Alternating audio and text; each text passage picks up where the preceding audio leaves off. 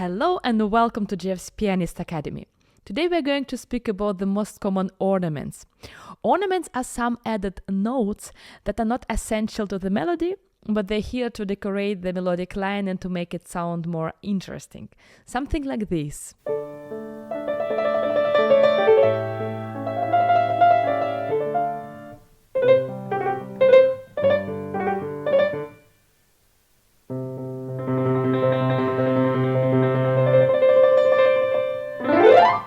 The tricky part about the ornaments is that in most of the times you will find no added notes written in your score, but you will find some signs. And about these signs we are going to speak today, and the interpretation of them depend on the period of the composition you're currently working on.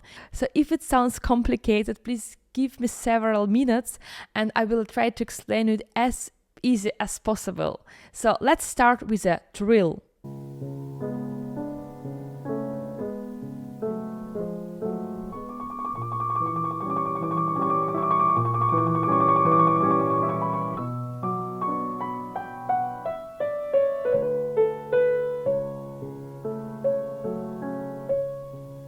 A trill is a rapid alteration between two notes, the main note and the one above it. And also, depending on the style, you start with the main note or with the one above. If this would be a Baroque composition, we would start with the note above. The example I gave you before was from Mendelssohn, so here we start with the main note. An interesting fact is that Frédéric Chopin, who also belongs to the Romantic era, preferred to play his ornaments from the note above, like it was the case in the Baroque music. And he would be playing the trill from above, like this. And sometimes a trill is used because of some limitations of the instrument. And here I'm not talking about the grand piano. I'm speaking about the harpsichord. If you've ever played this instrument, you might have noticed that when you play a note, it disappears very fast. And because of this, to prolong the sound, we needed to play a trill. So it was just necessary. It was not only the decoration, it was necessary. Let's move to another ornament, mordent. The mordent is a tricky ornament, and there are even two kinds of it, the upper mordent and the lower mordent. And don't be confused to hear such terms as triller or inverted mordent. The upper mordent is also called triller or just a mordent, whereas the lower mordent is sometimes indicated as inverted mordent. Everyone knows this invention by Bach. And this is the upper mordent. We start playing this with the upper note. So we start playing with a C, C, B, C, B, and it comes together on a beat. Same composition, measure 5, we see the inverted mordent.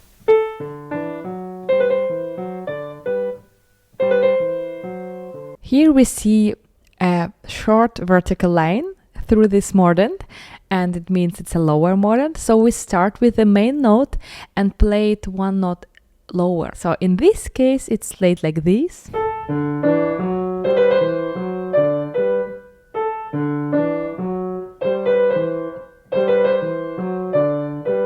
Another example for the lower mordent would be the Preludium in D minor, also by Bach.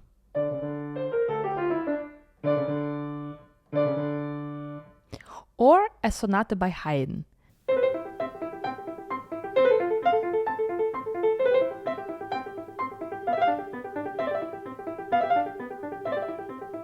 Of course, it would be possible to play it like this. But with these ornaments, it's somehow nicer, right?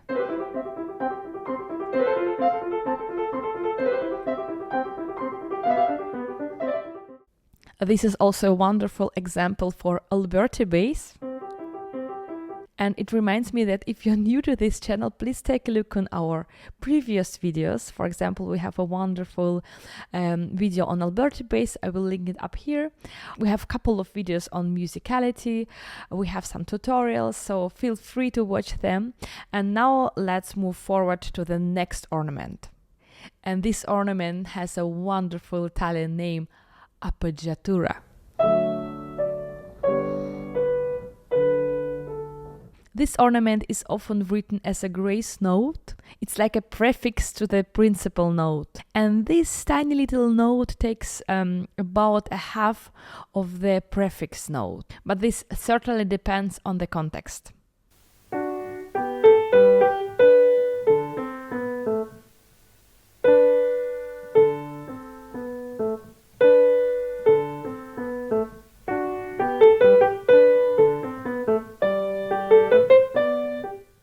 This is very important to understand that this ornament has an effect on the melody, because it happens on a beat and it usually takes like about a half of the time of the main note. So it changes the melody.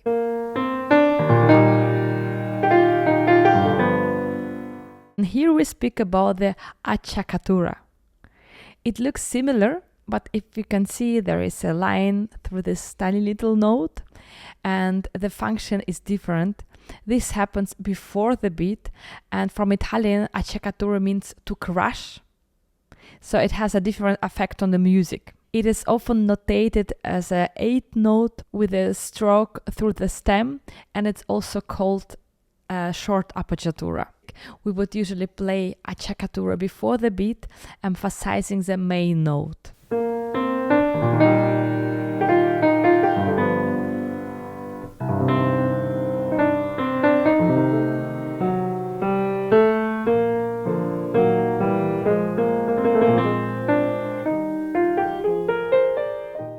Would it work without this appoggiatura? Yes, of course, but it would sound like this.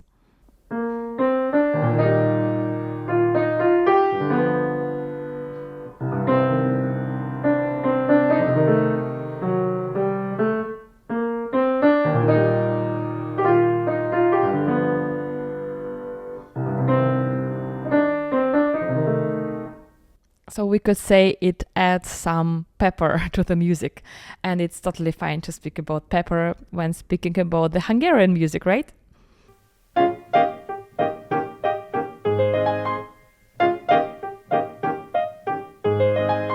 So without the appoggiatura it would sound like this.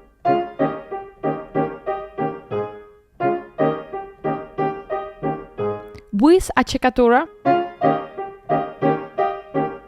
I think it doubles the fun, right?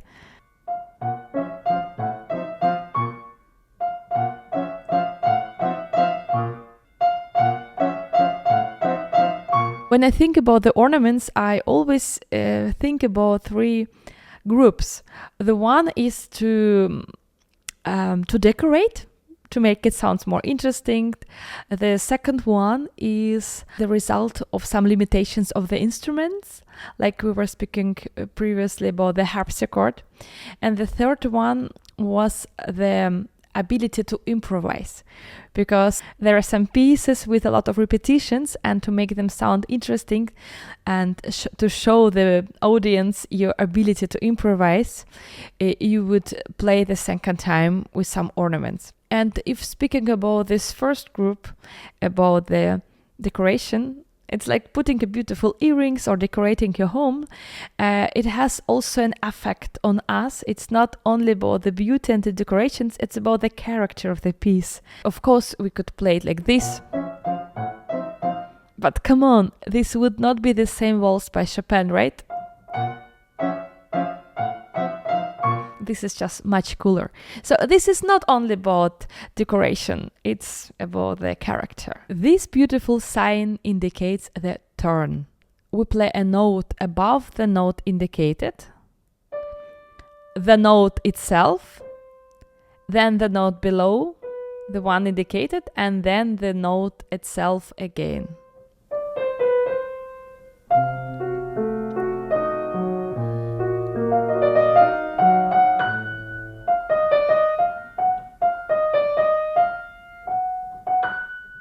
So this sign, the turn, is written between E flat and an F, and it actually refers to E flat.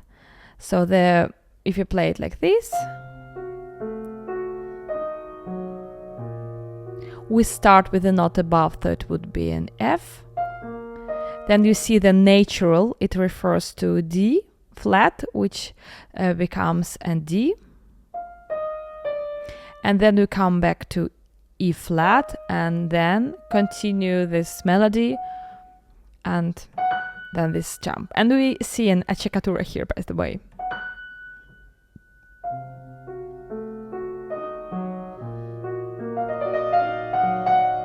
And the last ornament for today is glissando. This is a very fun sign. It goes like this, from one note to another one. And recently I was playing a piece by Piazzolla, and then I had to play this.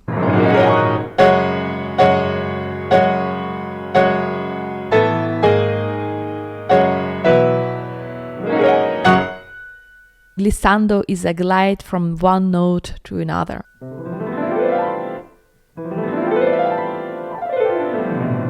When I start practicing glissando with my smaller students, with the children, I usually put on the gloves before practicing glissando for the first time. So this was for today.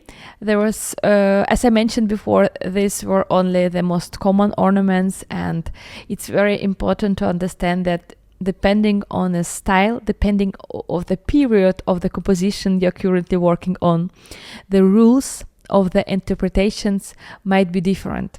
And sometimes the ornaments are combined with each other, which makes it even more difficult to play or to understand how to play. Some piano editions would suggest their interpretation of this ornament to make it possible to squeeze all these little notes and play it in tempo.